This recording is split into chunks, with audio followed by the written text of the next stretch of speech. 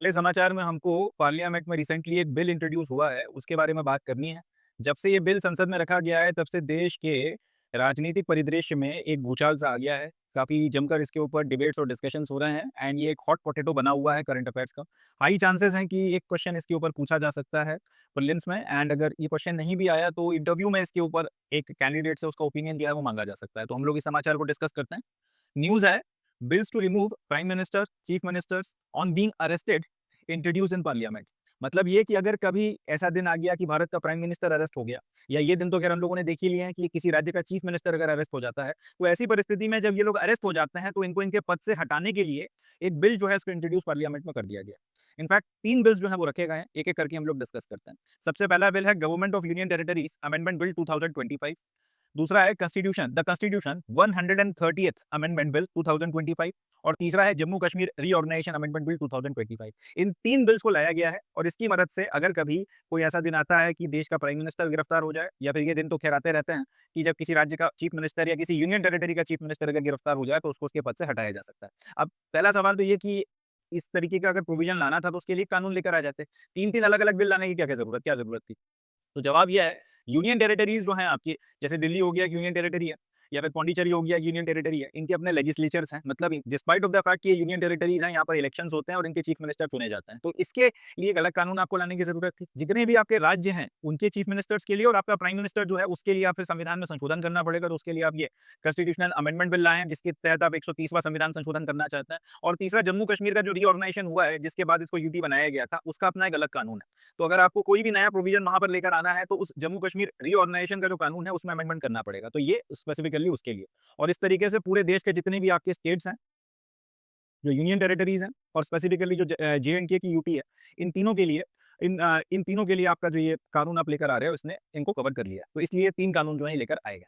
अब इसके प्रोविजंस क्या हैं, एक-एक करके डिस्कस करते हैं। Any prime minister, chief minister or ministers who are arrested and detained in custody for 30 consecutive days without obtaining bail on charges of committing an offence punishable with imprisonment of 5 years or more will be removed from office on 31st day।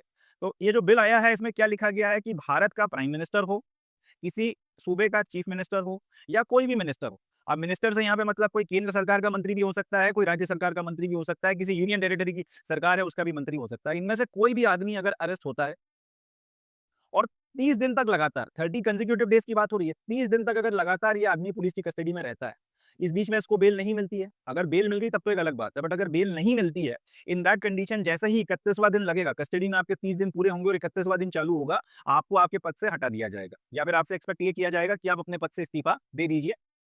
And यहाँ पर भी एक condition है कि अगर आपको arrest किया गया, तो जाहिर-सी बात है, आपने कुछ अपराध किया होगा और उसके नाम पे फिर आपको उठाया गया होगा। तो अगर आपको ऐसे किसी अपराध के लिए उठाया गया है जिसमें अगर आपको सज़ा 5 साल या 5 साल से ज़्यादा की होती है, तब ये कानून लागू होगा। ये याद रखिएगा, कानून क्या बोल रहा है कि भारत का प्रधानमंत्री हो, किसी राज्य का चीफ मिनिस्टर हो, या केंद्र या आपकी राज्य सरकार या फिर यूनियन टेरिटरी जहाँ पे सरकारें हैं, वहाँ किसी का मिनिस्टर हो। अगर इनमें से कोई भी आदमी अरेस्ट होता है और ऐसे अपराध के लिए अरेस्ट होता है जिसमें अगर सज़ा हुई तो 5 साल या 5 साल से ज़्यादा की सज़ा होगी, और पुलिस की कस्टडी में अभी इसको सज़ा हुई नहीं, अभी से भी अरेस्ट हुआ है। मगर ऐसे अपराध के एलिगेशन में अरेस्ट हुआ है, या ऐसे अपराध के आरोप में अरेस्ट हुआ है जिसमें अगर सज़ा हुई तो 5 साल या 5 साल से ज़्यादा की सज़ा होगी, और अरेस्ट जो है वो 30 दिन तक लगातार कंटिन्यू कर जाता है। 30 दिन तक लगातार अगर आप पुलिस के अरेस्ट में या डिटेंशन में रहते हो और आपको बेल नहीं मिलती है, क्योंकि ज़ाहिर-सी बात है, अब चीफ मिनिस्टर हो गया, प्राइम मिनिस्टर हो गया, कोई मिनिस्टर हो गया, कोई ऐसा आदमी तो है नहीं कि आप उसको उठा लोगे तो फिर वो कोर्ट नहीं जाएगा। अब कोर्ट अगर मैटर को देखेगा और उसको लगता है कि अरेस्ट के बिना काम चल सकता है, इनको बेल दी जा सकती है, तब तो कोई बात नहीं। इन दैट कंडीशन फिर ये कानून लागू नहीं होगा। मगर अगर आप अरेस्ट हो गए, आप कोर्ट भी गए, आपने बेल लेने के लिए एप्लीकेशन भी लगाई और आपकी बेल की जो एप्लीकेशन है वो खारिज हो गई, एंड 30 दिन आपके निकल गए हैं, तो जैसे ही आपका 31वां दिन चालू होगा, वैसे ही आपको आपके पद से हटा दिया जाएगा और आपसे एक्सपेक्टेशन ये किया जाएगा कि आप अपना इस्तीफा जो है वो लिखकर पद से हट जाएँ, रिज़ाइन कर दें। अगर आप हट गए तब तो कोई दिक्कत की बात नहीं है। अगर आप नहीं हटे, in that condition prime minister के केस में प्रेसिडेंट आपको हटा सकते हैं, और चीफ मिनिस्टर के केस में गवर्नर आपको हटा सकते हैं, और अगर यूनियन टेरिटरी की बात हो रही है, तो वहाँ पे लेफ्टिनेंट गवर्नर आपको हटा सकते हैं। तो पॉइंट ये है, या फिर लेफ्टिनेंट गवर्नर प्रेसिडेंट को लिख सकते हैं और प्रेसिडेंट आपको हटा सकते हैं। तो पॉइंट ये है, इस तरीके से ये कानून जो है काम करेगा। फिर से एक बार मैं आपको हाइलाइट कर दूं कि सपोज कर लीजिए, जब इनफैक्ट ये कानून लाया क्यों गया, इसी के बारे में थोड़ा बात कर लेते हैं। इस कानून को लाने के पीछे की वजह है अरविंद केजरीवाल। अरविंद केजरीवाल, जिन लोगों को अभी ध्यान नहीं है उनके लिए बता रहा हूँ, कुछ वक़्त पहले अरेस्ट हुए थे। जिस वक़्त वो अरेस्ट हुए थे, लिकर स्कैम करके एक पूरा केस हुआ था दिल्ली दिल्ली सरकार में, तो या इनफैक्ट इस तरह से कह सकते हैं कि लिकर स्कैम के नाम से पूरा का पूरा केस बना था, जिसमें दिल्ली सरकार के काफ़ी सारे मंत्री भी जो हैं पहले अरेस्ट हो चुके थे। अरविंद केजरीवाल के जो करीबी थे वो भी अरेस्ट हो चुके थे एंड फाइनली फिर अरविंद केजरीवाल जो दिल्ली सरकार के चीफ मिनिस्टर थे वो अरेस्ट होते हैं। एप्लीकेशन लगाते हैं बेल के लिए, वो एप्लीकेशन रिजेक्ट हो जाती है। अब देखें होता क्या है, अभी तक भारत की राजनीति में ये एक प्रथा सी चली आ रही थी कि अगर कोई नेता अरेस्ट होता है और इस तरीके से जेल चला जाता है, अब अगर वो कोई मंत्री है, तो एक्सपेक्टेशन यही रहता है कि जैसे ही फिर वो जेल जाएगा वैसे ही वो रिज़ाइन कर देगा और रिज़ाइन करने के बाद में कोई और व्यक्ति को वो चीफ मिनिस्टर या जो भी मंत्री पद का पद है वो दे देगा। जैसे लालू प्रसाद यादव चारा घोटाला में जब अरेस्ट हुए थे तो उनकी वाइफ को उन्होंने चीफ मिनिस्टर बनाया था। इसी तरीके से आपके झारखंड के जब चीफ मिनिस्टर जब अरेस्ट हुए थे तो उन्होंने भी रिज़ाइन किया था, उनकी जगह किसी और को जो है मिनिस्टर बनाया गया था इस तरीके से। तो ये प्रथा चली आ रही थी। केजरीवाल साहब ने ये किया कि जब उनको अरेस्ट कर लिया गया और उनको फिर जेल में डिटेन किया गया, तो उन्होंने चीफ मिनिस्टर पद से रिज़ाइन नहीं किया। अब प्रॉब्लम यह है कि चीफ मिनिस्टर जो है वो सरकार का मुखिया होता है और मुखिया बैठा हुआ है जेल में। अब जेल में अगर आपका मुखिया बैठा हुआ है तो फिर सरकार सरकार कैसे चलेगी? उन्होंने बोला नहीं-नहीं हम तो यहीं से चला लेंगे और अब कोर्ट ने फिर उसके बाद में ये मसला भी कोर्ट में गया तो कोर्ट ने फिर उनको हालाँकि अलाउ तो किया कि ठीक है आप रिज़ाइन नहीं करना चाहते रहें, कोई बात नहीं है।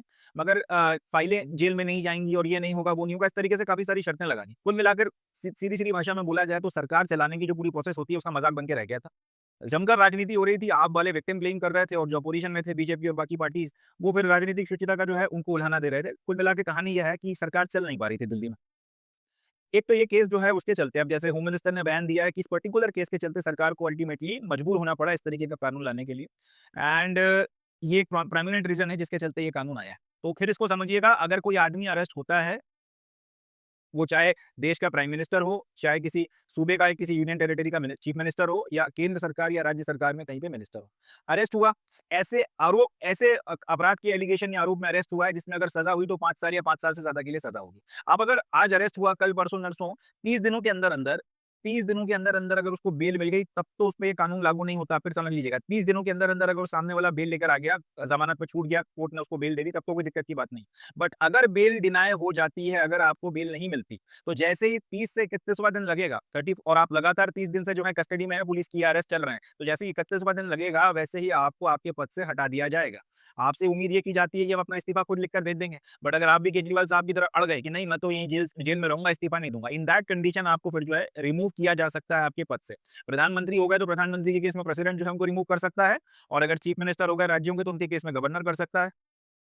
और अगर यूटी के हो गए तो उनके केस में लेफ्टिनेंट गवर्नर या फिर लेफ्टिनेंट गवर्नर प्रेसिडेंट को लिख देगा तो प्रेसिडेंट कर सकता है। ये जो है प्रावधान इसमें बने हुए हैं। अब ज़ाहिर-सी बात है जब ये बिल आया तो जो अपोज़िशन के लोग थे उन्होंने काफ़ी हो हल्ला इसके ऊपर मचाया है। जैसे ही इसको लोकसभा में इंट्रोड्यूस किया गया अपोज़िशन ने एकदम हाय-तौबा मचा दिया, खूब जो है शोर-शराबा और हंगामा हुआ। बाद में इस बिल को फिर जॉइंट कमिटी जो है पार्लियामेंट की उसके पास में भेज दिया गया।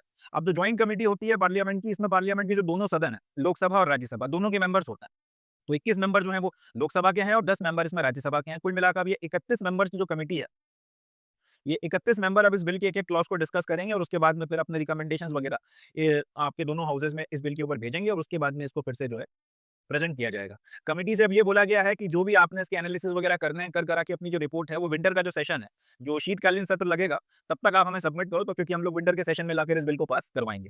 अब आगे जैसा इसमें होता है, आगे जो भी इसमें फिर डेवलपमेंट्स होते हैं फर्दर वो मैं आपको बताऊँगा, मगर फिलहाल के लिए अपने को ये न्यूज़ के इतने एस्पेक्ट को याद रखना है। क्वेश्चन अगर बना तो यहीं से बनेगा कि किसी भी अपराध के लिए उठा लिया तो उसके उसके लिए आपको करना पड़ेगा। जैसे ही आप अरेस्ट हो गए, क्या वैसे ही रिज़ाइन करना पड़ेगा? इस तरीके के जो है स्टेटमेंट्स बनाए जाएँगे, तो फैक्ट्स अपने को याद रखना है। 30 कंसेक्यूटिव दिनों तक अगर आप अरेस्ट रहते हो और कोर्ट से बेल नहीं मिलती है और ऐसे अपराध के लिए उठाए गए हो जिसमें 5 साल या 5 साल से ज़्यादा की सज़ा हुई है, इन दैट कंडीशन पीएम और सीएम सिर्फ अकेले की बात नहीं हो रही है, इसके अलावा फिर दूसरे अगर मिनिस्टर्स हैं, उन पे भी ये कानून एज़ इट इज़ लागू होता है। तो ये जो है कानून लाया गया है और इसको पूरे देश में लागू करवाने के लिए 3 जो है कानून बिल इंट्रोड्यूस किए गए हैं, उसमें स्पेसिफिकली अपने को याद रखना है, ये जो 130 130वां जो संविधान संशोधन हो रहा है, ये इंपॉर्टेंट है, ये रेलेवेंट है। चलें, that's it from this news. इससे ज़्यादा इसमें अपने एग्जामिनेशन पॉइंट ऑफ व्यू से और कुछ काम का नहीं है। बाकी अब हम लोग और कुछ आता है तो उसको डिस्कस करेंगे फर्दर, बट अभी के लिए इस न्यूज़ में इतना ही। नेक्स्ट न्यूज़ देखते हैं।